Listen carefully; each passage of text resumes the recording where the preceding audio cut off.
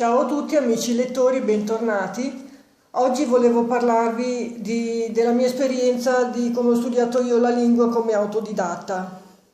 Naturalmente sono solo dei miei pensieri, spero che possano esservi utili, sono solo dei consigli. Se state studiando qualche lingua straniera magari potete ricavare qualche spunto che vi aiuti per studiare. Allora io parlo della mia esperienza naturalmente. Non è impossibile studiare anche da casa. Io lavoravo di giorno e studiavo di notte, eppure ho imparato l'inglese in 6 mesi, per cui non è una cosa impossibile, però ci vuole molta autodisciplina, molto impegno, perché non c'è l'insegnante che controlla, quindi dovete controllarvi da soli quello che fate. Quello non significa che potete tirar via così e magari saltare le lezioni, non fare i compiti, eccetera, anzi bisogna essere molto severi.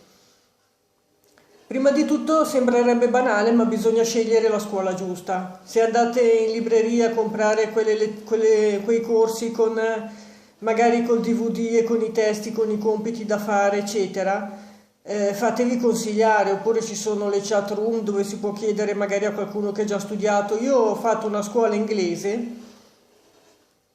che hanno un metodo un po' diverso rispetto a quelle italiane. Loro sono molto pratiche, fanno poca teoria, poca grammatica, pochi verbi, eccetera, però hanno molte situazioni pratiche, molti phrasal verb, modi di dire, conversazioni simulate, come fare a inviare un'email, come fare a prenotare un albergo, come fare a chiedere un caffè, a fare una telefonata, eccetera. Sono molto più pratiche come lezioni, poi vabbè, ognuno sceglie il corso che preferisce. I vantaggi di fare questo tipo di corsi anziché andare a scuola sono diversi. Prima di tutto puoi risentire la lezione tutte le volte che vuoi.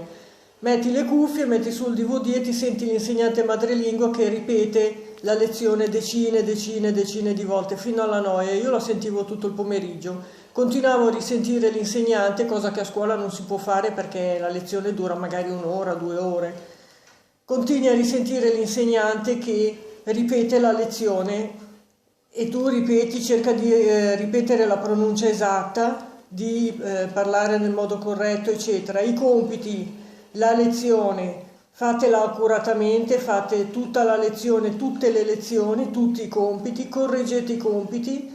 Se ci sono più di 3 o 4 errori nel compito, o rifate la lezione o rifate il compito. C'è il vantaggio che in questo caso non c'è l'insegnante che ti corre dietro, la lezione si può anche rifare se non è venuta bene.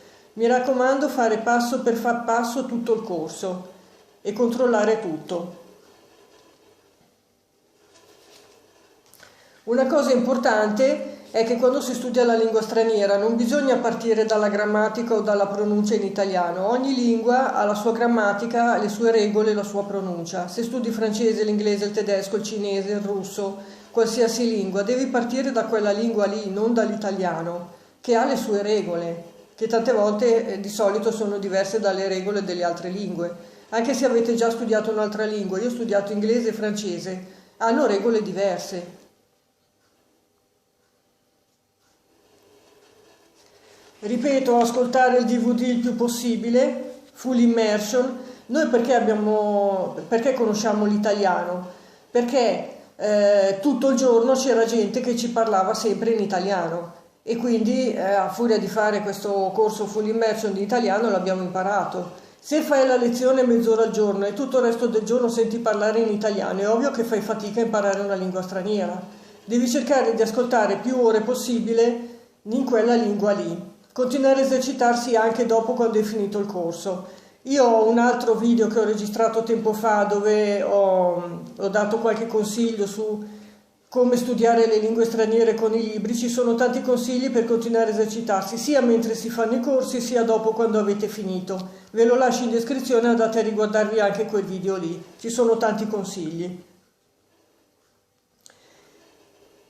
Spero di esservi stata utile. Se vi serve qualche consiglio magari vi lascio l'email per contattarmi, riguardatevi anche l'altro video e cercate di fare i compiti tutti pedissequamente e cercate di esercitarvi il più possibile, questo è importantissimo.